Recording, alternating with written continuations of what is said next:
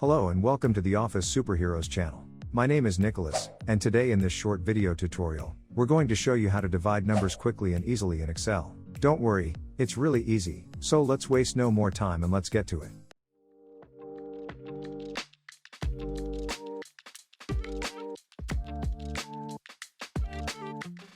There are several ways we can perform division in Excel. Today, we'll take a look at the easier and faster one. We'll use this table as an example. In columns A and B, we have numbers written down. Using a simple formula, we divide them, and the result appears in column D.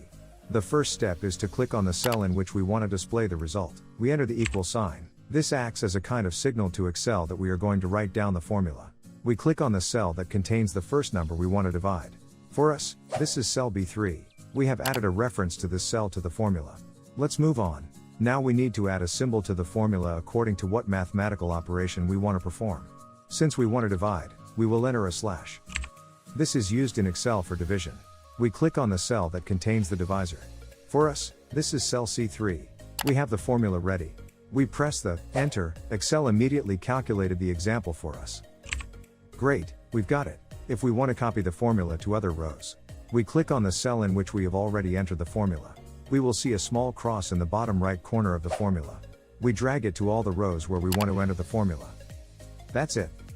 It was a piece of cake, what can you say? Thank you for watching this video. I hope you found it helpful. If you did, let us know via a comment or like. Would you like to see more videos on how to learn how to use Excel quickly and really easily? If so, be sure to subscribe. That's all from me. I'm Nicholas from Office Superheroes and I hope to see you in the next video.